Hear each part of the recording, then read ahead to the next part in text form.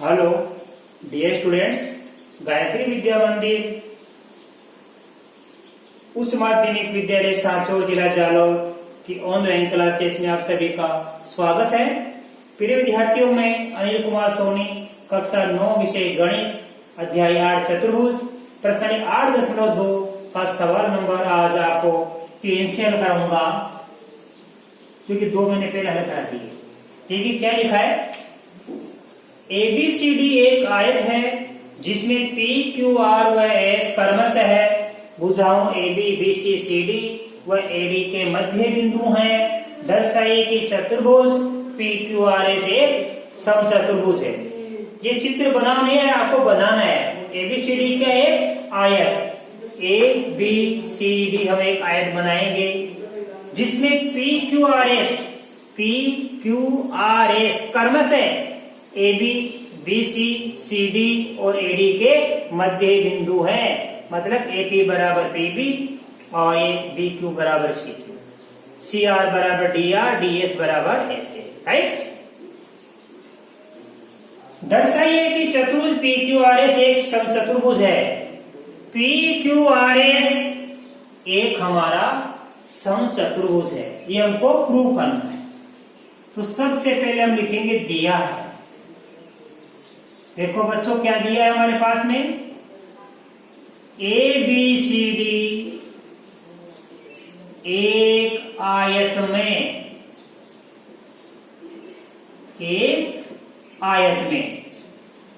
PQR व S क्रमशः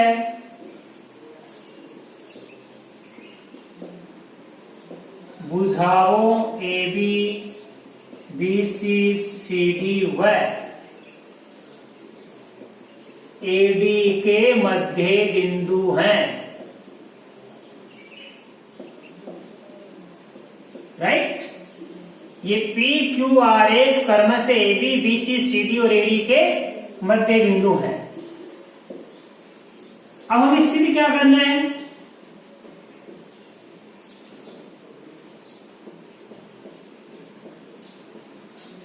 सिद्ध करना है PQRS एक समचतुर्भुज है। PQRS को क्या सिद्ध करना है? ये PQRS ये क्या समचतुर्भुज है, अर्थात इसकी चारों भुजा बराबर होनी चाहिए। ये चारों भुजाओं को बराबर लानी है। राइट? अब इसके लिए बच्चों को एक रचना करनी पड़ेगी। रचना क्या करेंगे? हम विकर्ण ऐसे खींच देंगे।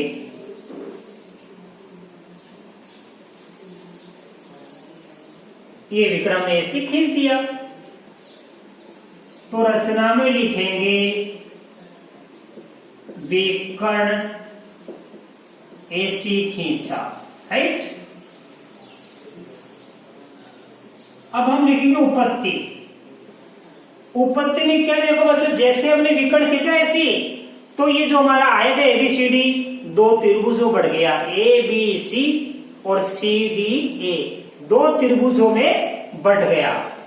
तो एक ले लो आप ABC, तो लिखेंगे देखो त्रिभुज ABC में, ध्यान देना, PQ।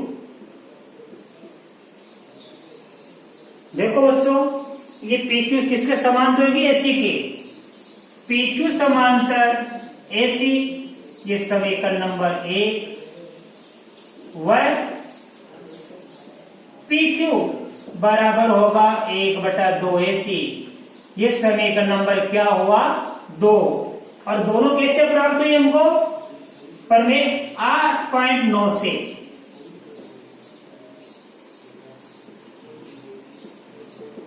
ठीक है, आपको बता रखा है कि जब किसी त्रिभुज में 2 भुजाओं के मध्य बिंदु को, देखो AB किसका मध्य बिंदु? P का, तो मैं यहां लिख सकता हूं, चूंकि P किसका मध्य बिंदु है? P व Q क्रमशः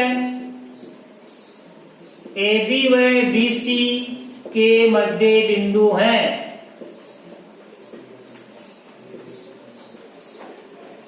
ठीक है, तो त्रिभुज ABC में क्या गया, PQ समांतर AC हो गया, तो PQ बराबर 1/2 AC हो गया।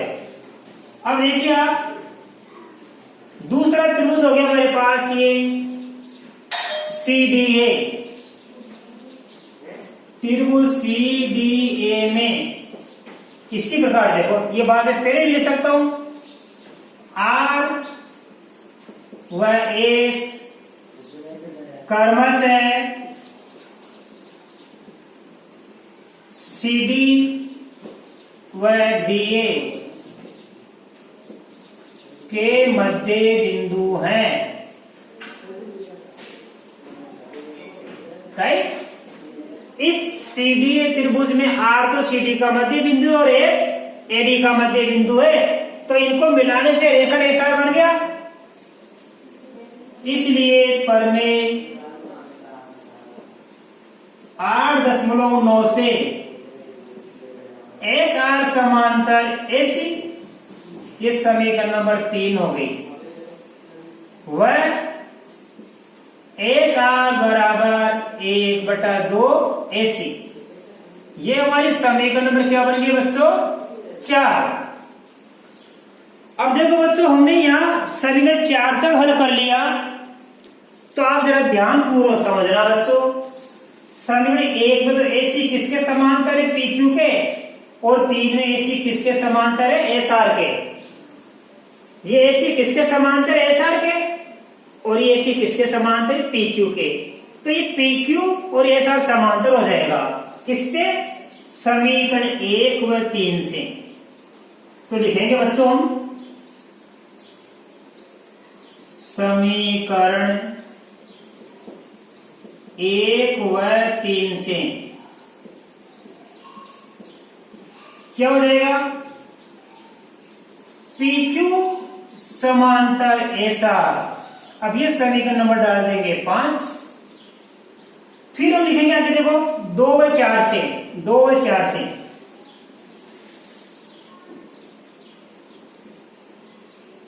समीकरण 2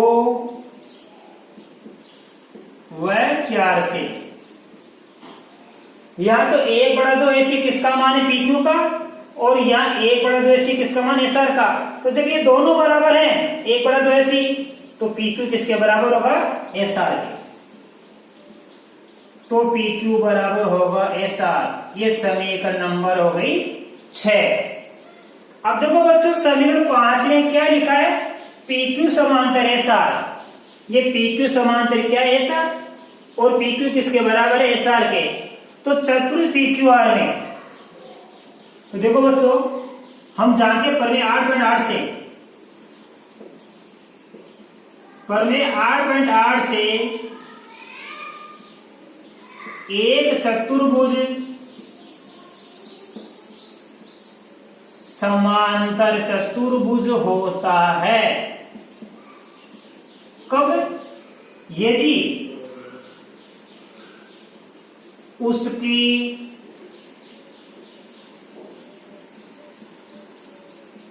भुजाओं का एक युग्म बराबर व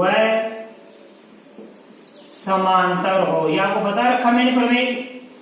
तो जब किसी चतुर्भुज में, प्रमेय 8.8 के अनुसार क्या होता है, एक चतुर्भुज समांतर चतुर्भुज होता है कब, यदि उसकी भुजाओं का एक युग्म बराबर और समांतर हो। तो यह भुजाओं का ये एक युग्म PQ और SR क्या समांतर भी हो गया और बराबर भी हो गया। इसलिए PQRS एक क्या हुआ, समांतर चतुर्भुज है। क्या है ये, एक समांतर चतुर्भुज है। अब देखो, बाकी मैं आपको यहां सिखा रहा हूं, ध्यान देना आप। अब आप ध्यान देना बच्चों अच्छे से कि ये त्रिभुज है हमारे पास, कौन सा, एक तो ये SAP, त्रिभुज एस ए पी, दूसरा कौन सा है क्यू बी पी। त्रिभुज क्यू बी पी में अब आप ध्यान देना इन दोनों त्रिभुजों में क्या क्या समान है, आप ध्यान देना। इसकी ए एस बराबर क्या होगा बी क्यू, ए एस बराबर क्या होगा बी क्यू। क्यों होगा, क्योंकि ए डी बराबर बी सी व एस तथा क्यू इनके मध्य बिंदु हैं, राइट। ये एडी बराबर क्या है बीसी आयत में, और एस व क्यू इनके क्या मध्य बिंदु, तो ये भाग और ये भाग क्या हो जाएगा बराबर, राइट। और आयत का प्रत्येक कोण समकोण होता है, तो कोण ए इसका कोण बी बराबर होगा। क्यों होगा, समकोण है, राइट। अब आप ध्यान देना इसी प्रकार ये एपी बराबर पीबी होगा, एपी बराबर क्या होगा पीबी होगा। क्यों होगा, क्योंकि पी ए बी का मध्य बिंदु है।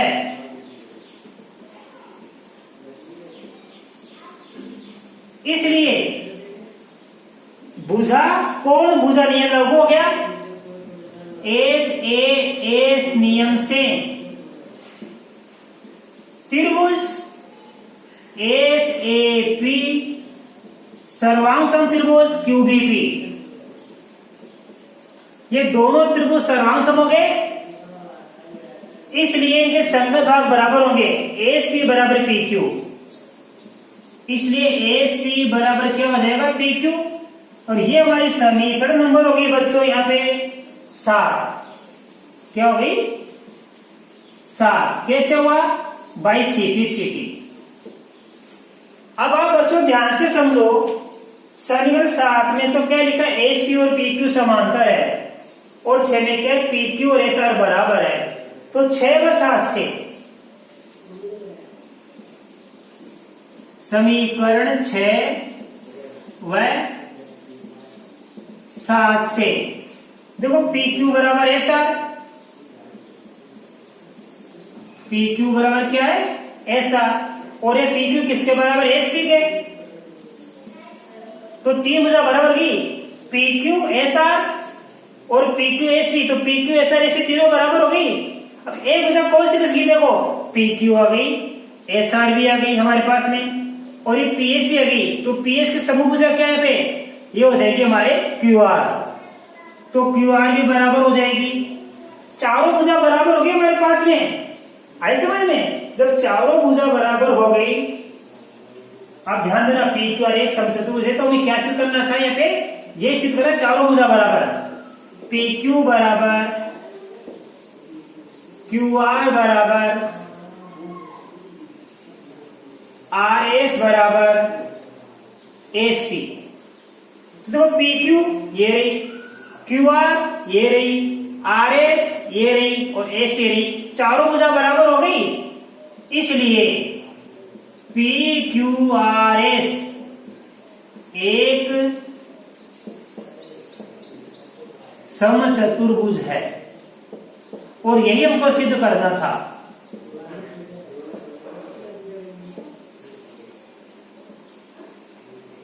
ठीक है, तो बच्चों ये आपको प्रमेय अच्छी तरह समझ में आई।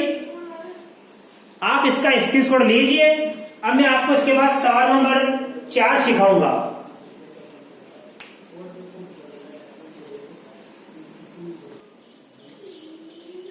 देखिए बच्चों क्वेश्चन नंबर 4, एबीसीडी एक समलंब है जिसमें एबी समांतर डीसी है, एबी समांतर डीसी है, बीडी एक विकर्ण है और ईएडी का मध्य बिंदु है, ईएडी का मध्य बिंदु है। इससे होकर रेखा एबी के समांतर एक रेखा खींची गई है, तो बीसी को ए पर प्रतिच्छेद करती है। इससे इस एबी के समांतर रेखा खींची गई है, तो बीसी को ए पर प्रतिच्छेद करती है। दर्शाइए कि ए बीसी का मध्य बिंदु है। कि एक इस बीसी का मध्य बिंदु है, ये हमको दर्शाना है। तो देखो कैसे लिखेंगे, दिया है ABCD एक समलंब है, ABCD एक समलंब है जिसमें ये AB समांतर DC दे रखा है, AB समांतर DC दे रखा है और DE बराबर EA, क्योंकि E किसका मध्य बिंदु है, AD का, तो DE बराबर EA दे रखा है और AB समांतर DC भी दे रखा है। साथ में EF समांतर AB, ये EF समांतर AB भी हमारे सवाल में दे रखा है, दे रखा सारी चीजें सिद्ध करना है। एक BC का मध्य बिंदु है, ये एक इस BC का मध्य बिंदु है, अर्थात ये CA और ये BF ये दोनों बराबर होंगे, अर्थात CA बराबर BF हमको लाना है। तो देखो बच्चों ध्यान से, ये त्रिभुज ABD हो गया, त्रिभुज ABD में E किसका मध्य बिंदु है, AD का मध्य बिंदु है, E AD का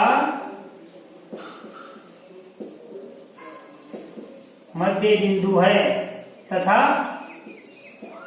ध्यान देना और क्या दिया, EF समांतर, देखो ये EF समांतर किसके, AB के, EF समांतर AB के दे रखा है, हमारा सवाल दे रखा है, देखो EF समांतर AB के दे रखा है, इसलिए जब EF AB के समांतर है तो EG किसके समांतर होगा, AB के, इसलिए EG समांतर किसके होगा, AB के। तो आपको प्रमेय 8/10 सिखाई थी हमने, 8/10 से किसी त्रिभुज में एक भुजा, कोई भी हो सकती है, एक भुजा के मध्य बिंदु से दूसरी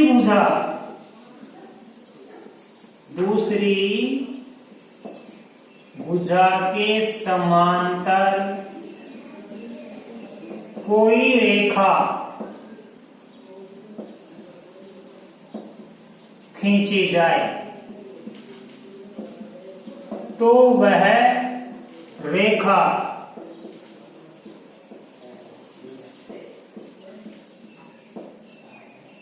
तीसरी भुजा को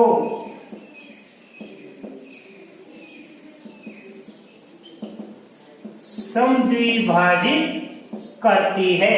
तो एक भुजा AD है, इसका मध्य बिंदु E, दूसरी भुजा AB है, तो इस मध्य बिंदु से ये EF AB के समांतर खींची, यानी EG AB के समांतर खींची, तो ये G क्या हो जाएगा, BD का मध्य बिंदु है।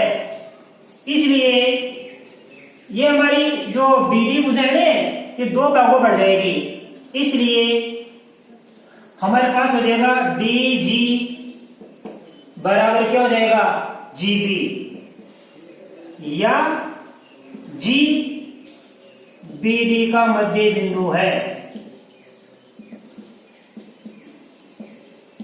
ये हमारे पास समीकरण 1 होगी, राइट। अब देखो बाकी मैं यहां सिखा रहा हूं, त्रिभुज कौन सा, ये BCD में, अब ध्यान देना ये GF हो गई, GF समांतर CD है, वह G किसका मध्य बिंदु है, BD का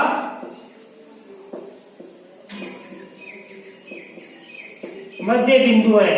तो देखो त्रिभुज BCD में हमने क्या बताया आपको, यहां पे अच्छे से समझना कि त्रिभुज BCD है हमारे पास, इसमें GF किसके समांतर है, CD के, और G इस BD का मध्य बिंदु है। तो वही प्रमेय 8/10 से, इसलिए प्रमेय 8/10 से क्या होता है, एक किसी त्रिभुज में एक भुजा के मध्य बिंदु से दूसरी भुजा के समांतर कोई रेखा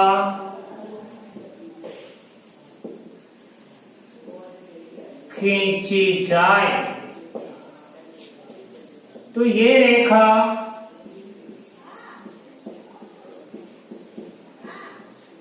तीसरी भुजा को समद्विभाजित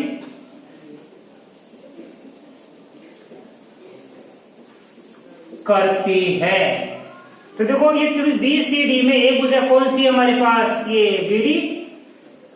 देखो ध्यान से, इसका मध्य बिंदु G है, इससे ये GF समांतर CD कीजिए तो ये तीसरे BC समद्विभाजित हो जाएगी। इसलिए एक BC का मध्य बिंदु है, इसलिए CF बराबर क्या हो जाएगा, BF। और यही तो हमको सिद्ध करना था, CF बराबर BF हमको लाना था और ये हम ले आए। देखो बच्चों, एक BC का मध्य बिंदु है अर्थात CF बराबर क्या हो गया, BF। तो देखो यहाँ पे एक बार तो ABD त्रिभुज में ये E इसका मध्य बिंदु है, तो 8.10 प्रमेय के अनुसार क्योंकि ये दोनों समांतर है, ये G इस BD का मध्य बिंदु हो जाएगा। फिर BCD त्रिभुज में ध्यान देना, 8.10 प्रमेय से ये GF इसके समांतर है और G के इसका मध्य बिंदु है, तो ये क्या करेगा, इस तीसरी भुजा को समद्विभाजित करेगा। यहां तो ये भुजा इसको समद्विभाजित करेगी और इस त्रिभुज BCD में ये भुजा इसको समद्विभाजित करेगी, अर्थात CA बराबर BF। और ये हमको सिद्ध करना है। तो मैं आशा कर सकता हूं बच्चों आज आपको बताएंगे ये दोनों सवाल, प्रश्न 8.2 का तीसरा और चौथा बड़े अच्छी तरीके से समझ में आए होंगे और आप इसको अपनी नोटबुक में उतारना और आप इनकी प्रैक्टिस किया करो। बाकी के आगे के सवाल में आपको कल नए वीडियो में सिखाऊंगा। बच्चों तब तक के लिए धन्यवाद।